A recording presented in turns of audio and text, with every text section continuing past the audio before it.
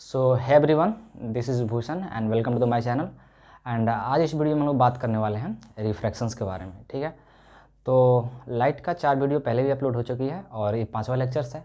तो प्लीज़ अगर आप पहली बार देख रहे हैं तो बाकी सारे लेक्चर्स को देख कर रहिए। ओके, तो चलिए शुरू करते हैं। ठीक है, तो सबसे पहले हम लोग देखेंगे रिफ्रैक्शन। ठीक है, बाकी हम लोग सब चीज़ देख चुके हैं, इमेज फॉर्मेशन देख चुके हैं। ठीक है, और न्यूमेरिकल्स भी उस पर देखे थे। अब इस टॉपिक को शुरू कर रहे हैं। एक मिनट, क्या होती है रिफ्रैक्शंस, इसका पहले स्टेटमेंट लिखते हैं। ठीक है, the phenomena of bending of ray of light, the phenomena of bending ray of light when passing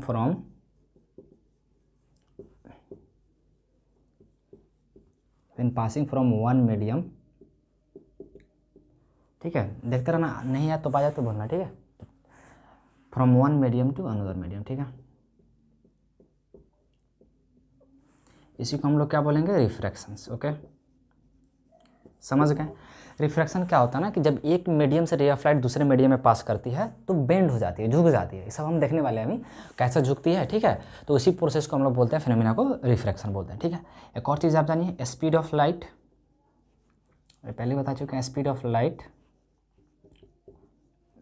in air कितना होती है, 3 × 10⁸ मीटर पर सेकेंड। वही स्पीड ऑफ लाइट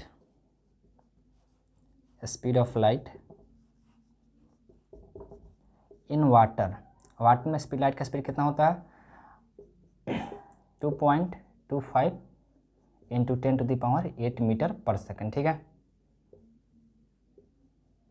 समझ गए, ये लाइट होता है। अच्छा, speed of light in glass, ये हम क्यों लिखा रहे हैं बता रहे हैं। स्पीड ऑफ लाइट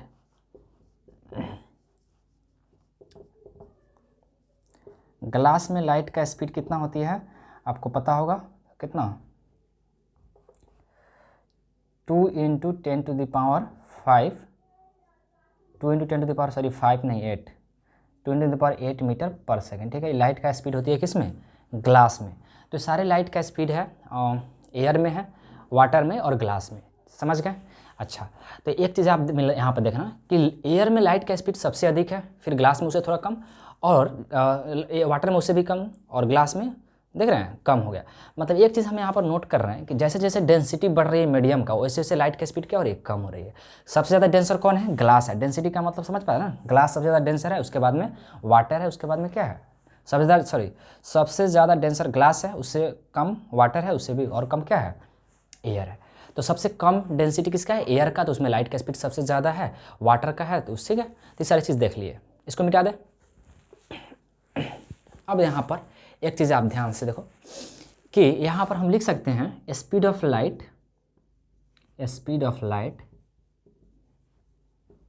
इन्वर्स लिखना पड़ेगा यहाँ पर। इन्वर्सली प्रोपोर्शनल होता है किसका, डेंसिटी ऑफ मीडियम का। ठीक है, density of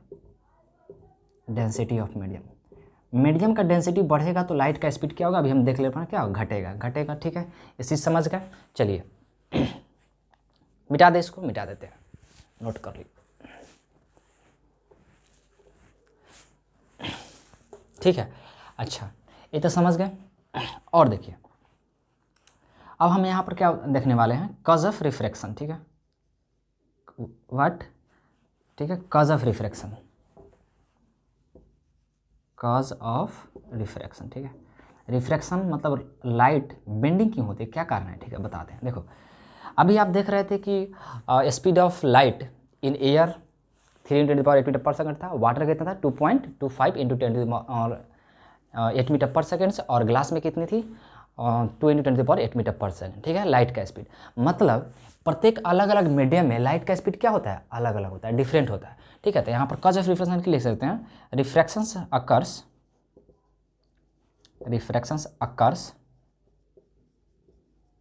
when passing from one medium to another, one medium to another, one medium to another due to what? Due to a speed of light. Speed of light is different in different medium, is different in different medium. जब एक medium से दूसरे medium में रे of light pass करती है तो क्या होता है, लाइट का स्पीड चेंज हो जाता है, इसी कारण क्या होता है, रिफ्रैक्शन होता है। समझ गए? मिटा दे इसको। चलिए तो हम लोग आगे देखने वाले हैं फटाफट। अब होते देखने वाले हैं यहाँ पर केसेस ऑफ रिफ्रैक्शंस। ठीक है, केसेस ऑफ रिफ्रैक्शंस।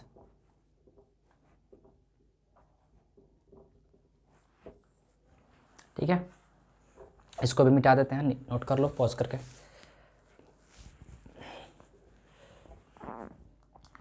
देखिए केसेस ऑफ रिफ्रैक्शन क्या है, फर्स्ट केसेस क्या है, when a ray of light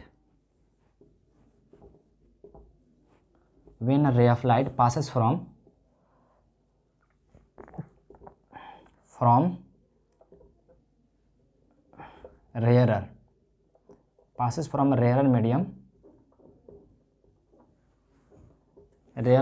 to denser medium। ठीक है, rare medium to denser medium first case है।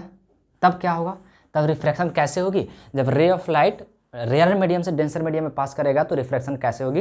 रेयर का मतलब क्या होता है, रेयर का मतलब जिसका डेंसिटी कम हो, डेंसर का मतलब जिसका डेंसिटी ज़्यादा हो। ठीक है, तो समझ गए। सेकेंड केसेस क्या है, ठीक है, ये पहले फर्स्ट केसेस देखते हैं। ठीक है, मान लेते हैं यहाँ पे, ठीक है, यहाँ पे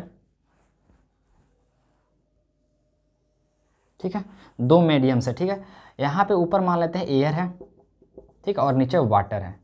समझ गए, नीचे क्या है, वाटर है, ऊपर एयर है। नीचे क्या है, वाटर है, ऊपर एयर है। तो रे ऑफ लाइट बोल रहा है कि जब मान लेते हैं यहाँ से एक रे ऑफ लाइट आया और यहाँ पे इंसिडेंट कर रहा है। ठीक है, इस मीडियम पे, इस सरफेस पे इंडिकेट किया, यहाँ पे इसके नीचे वाटर है। तो पहले क्या करेंगे, नॉर्मल ड्रॉ करेंगे। नॉर्मल हमेशा याद रखना, नॉर्मल ड्रॉ करना। नॉर्मल क्यों ड्रॉ करते हैं कि यहाँ पे नॉर्मल ड्रॉ करेंगे क्योंकि यहाँ से एंगल ऑफ इंसिडेंस जो लेते हैं हम कौन सा, नॉर्मल से लेते हैं। एंगल ऑफ इंसिडेंस है, ठीक है, आई है। समझ गए। और यहाँ पे इंसिडेंट किया आई एंगल पे नॉर्मल के साथ, किसे, वाटर सरफेस पे। ठीक है, तो देखो क्या होता है ना कि जब भी रे ऑफ लाइट रेयरर से डेंसर में पास करेगा, रेयरर समझ पा रहे हो, रेयरर का मतलब जिसका डेंसिटी क्या हो, कम हो। तो एयर है तो रेयरर मीडियम है, और वाटर क्या है, डेंसर मीडियम है। तो रे ऑफ लाइट रेयरर से डेंसर पास करेगा तो हमेशा बेंड करता है नॉर्मल की तरफ, याद रखना, नॉर्मल की तरफ। तो यहाँ पर रे ऑफ लाइट तो इसको कायदे से सीधे जाना चाहिए था, लेकिन सीधे नहीं जाएगा। क्या होगा, या बेंड करेगा नॉर्मल की तरफ। नॉर्मल समझ पा रहे हैं, ई वाला जो परपेंडिकुलरली है ना, वो नॉर्मल रहेगा। तो नॉर्मल की तरह क्या होगा, बेंड करेगा। तो यह हो गया case of what, refraction when ray of light passing from the rare medium to denser medium. ठीक है, बताओ ई एंगल क्या बन जाता है, ई एंगल आर हो गया। नॉर्मल के साथ जो रिफ्रैक्टेड रे एंगल बनाएगा वो एंगल ऑफ रिफ्रैक्शन होगा, और नॉर्मल के साथ जो इंसिडेंट रे एंगल बनाएगा उसको बोलेंगे इंसिडेंट रे। समझ गए। अच्छा ये बताओ, ई आई है तो ई पूरा एंगल कितना होगा, ई भी पूरा एंगल आई होगा, वर्टिकल अपोजिट एंगल होगा ना, ई पूरा जितना होगा जितना ई भी होगा। ई एंगल आई है तो ई पूरा एंगल कितना होगा, आई होगा। तो ई एंगल कितना होगा बताओ, एंगल हो जाएगा आई माइनस आर। क्या होगा, आई माइनस आर। ई वाला एंगल कितना हो जाएगा, आई माइनस आर। और इसी को बोलते हैं डेविएशन। ठीक है, तो एंगल ऑफ डेविएशन कितनी हो जाएगी बताओ, angle of deviation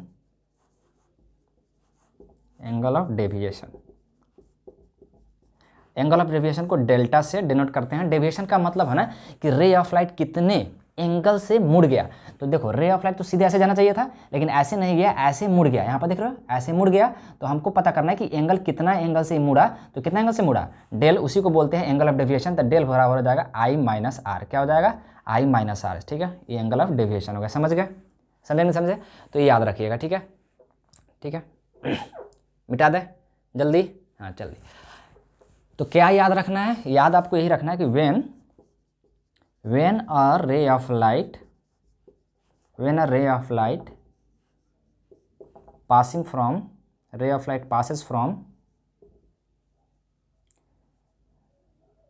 from rarer to denser medium,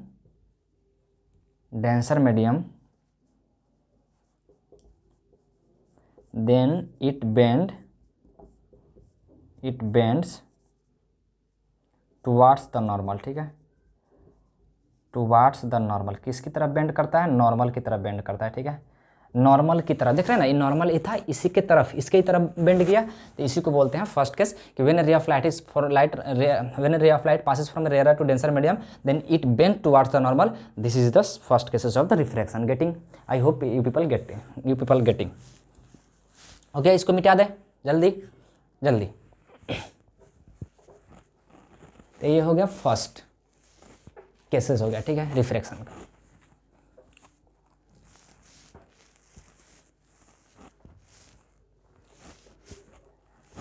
ठीक है, और एक और चीज़ आपको ध्यान रखना है, क्या ध्यान रखना है कि जब भी एक मीडियम मान लेते हैं, यहाँ पे वाटर था, ठीक है, और ऊपर एयर था, तो जब भी रे ऑफ लाइट नॉर्मली अगर इंसिडेंट करेगा ना, तो उसमें कोई डेविएशन नहीं आएगा। अगर कोई रे ऑफ लाइट नॉर्मली इंसिडेंट कर रहा है तो उसमें कोई डेविएशन नहीं आएगा, मतलब सीधा जैसे आएगा वैसा ही चला जाएगा, ठीक है। तो लिख देते हैं a normal ray of light,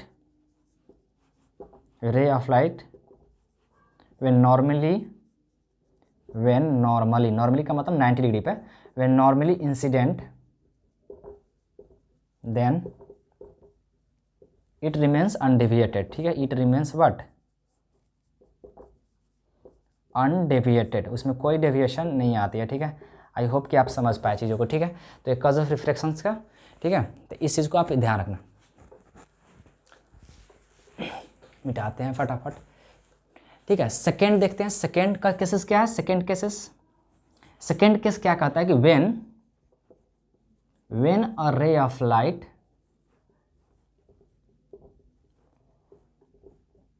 passes from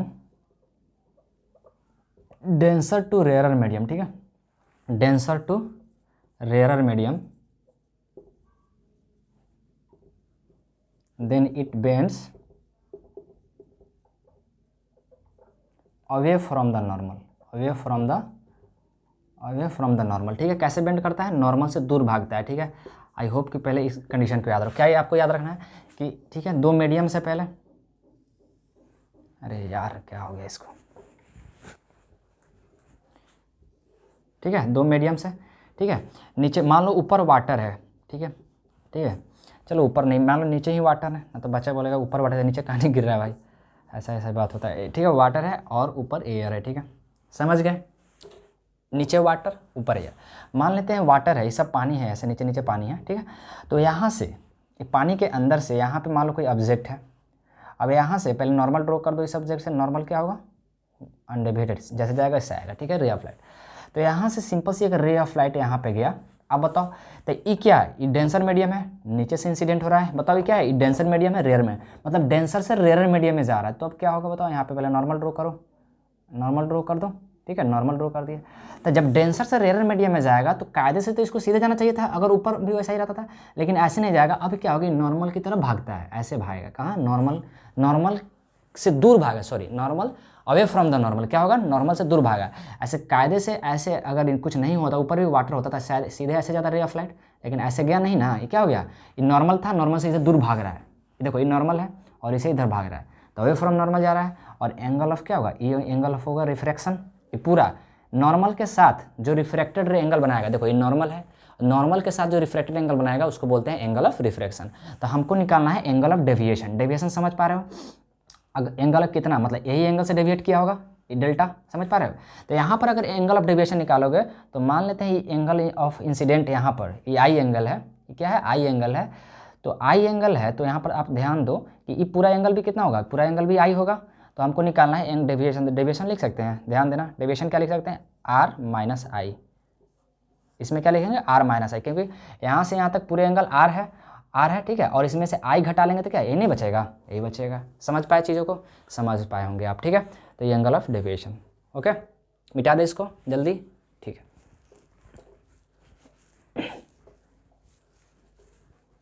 कितने मिनट का हो वीडियो, 14, ठीक है।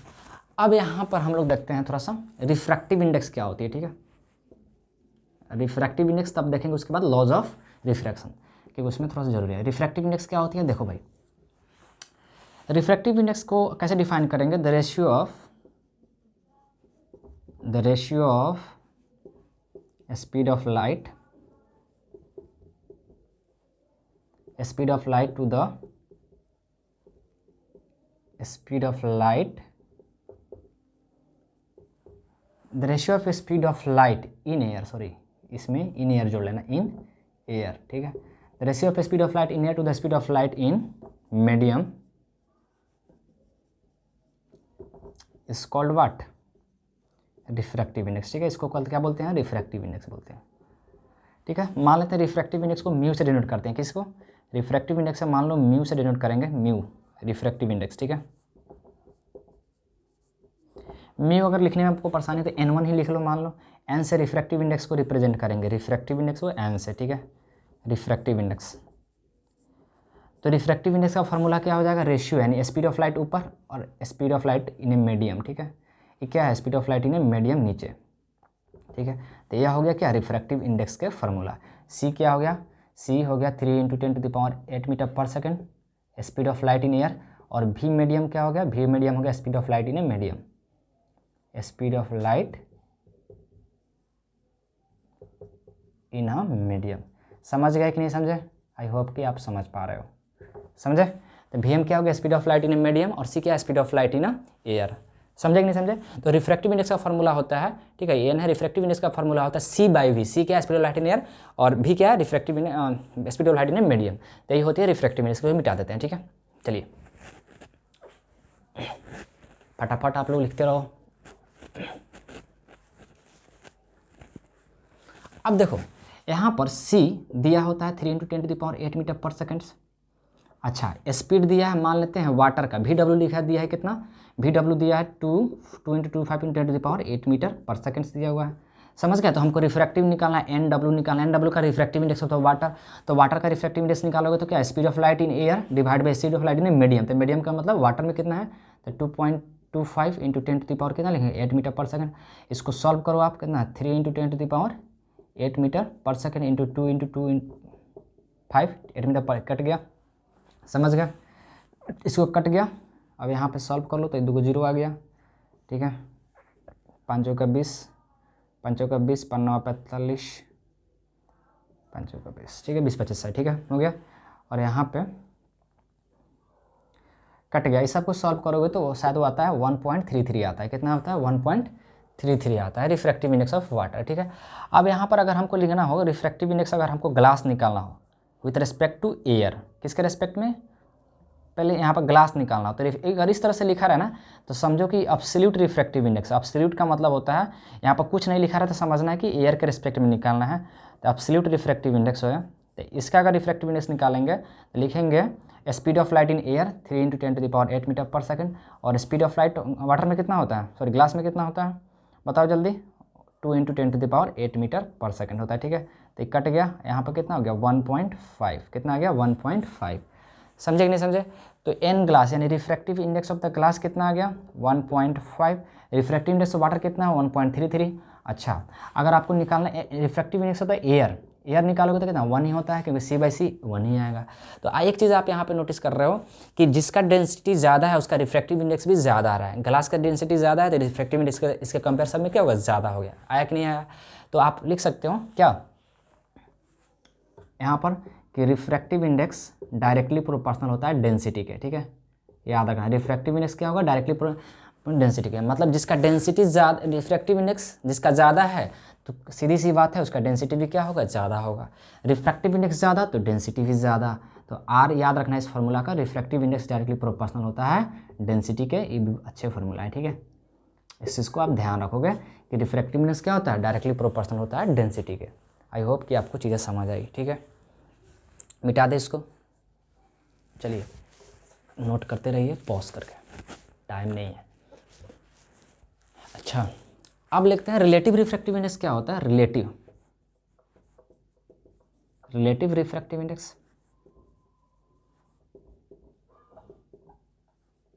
ये क्या होता है, रिलेटिव रिफ्रैक्टिव इंडेक्स क्या होता है, जैसे यहाँ पर लिखा रहा है, इसको डिफाइन कर सकते हैं, refractive index of the refractive index of first medium,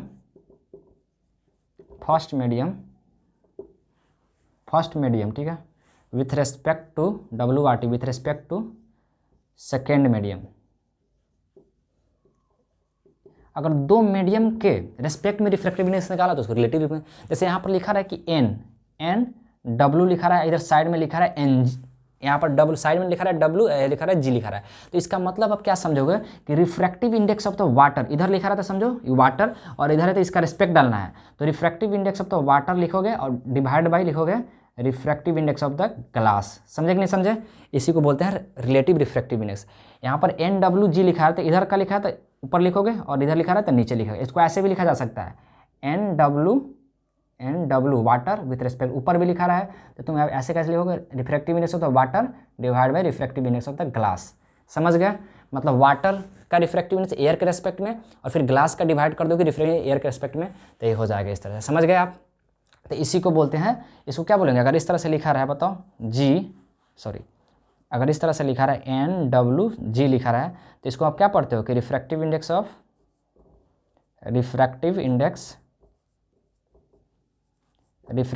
of water with respect to glass. किसके रेस्पेक्ट में? ग्लास के रेस्पेक्ट में। जिसको भी रिस्पेक्ट करना है उसको नीचे में डिवाइड कर देना भाई, ध्यान रखना। तो यहाँ पर लिखोगे तो इसको ऐसे लिख सकते हैं N W divide by N G, यही हो गया। समझे? इसको ऐसे लिखेंगे। समझ गए कि नहीं समझ गए? आई होप कि आपको समझ आ रही है। इसको मिटा देते हैं। अब यहाँ पर देखो अगर इस तरह से लिखा रहा है ना, इस तरह से इस तरह से एन डब्ल्यू जी लिखा रहा है तो यहाँ पर लिखेंगे refractive index of the water divide by refractive index of the glass. ठीक है। अच्छा, refractive index of the water का अगर वेलोसिटी के फॉर्म में लिखोगे तो क्या लिखोगे? सी बाई वेलोसिटी ऑफ वाटर, और इसको लिखोगे तो क्या लिखोगे? सी बाई वेलोसिटी ऑफ ग्लास। तो सी कैंसिल आउट हो गया और वी ऊपर चला गया तो क्या होगा? वेलोसिटी ऑफ ग्लास ऊपर चला जाएगा और divide by velocity of water. तो यहाँ पर refractive index of the water with respect to glass, ठीक है, इधर लिखा रहा है इस साइड में तो समझो ग्लास के रेस्पेक्ट में है, तो आ गया velocity of G with respect to velocity of water. समझे कि नहीं समझे? समझ गया? तो अगर इस तरह से लिखा रहा है और वेलोसिटी के रेस्पेक्ट में पूछे तो वाटर है तो उसका स्पीड नीचे कर दोगे, ग्लास का स्पीड ऊपर कर दोगे। समझे? आई होप कि आपको एक कन्फ्यूजन नहीं क्रिएट कर रहा है। ठीक है, तो रहने देते हैं इस वीडियो में यहीं तक। ठीक है, ओके, फिर मिलते हैं अगले वीडियो में और आप लोग देखते रहिए। ठीक है, okay, thank you, good bye.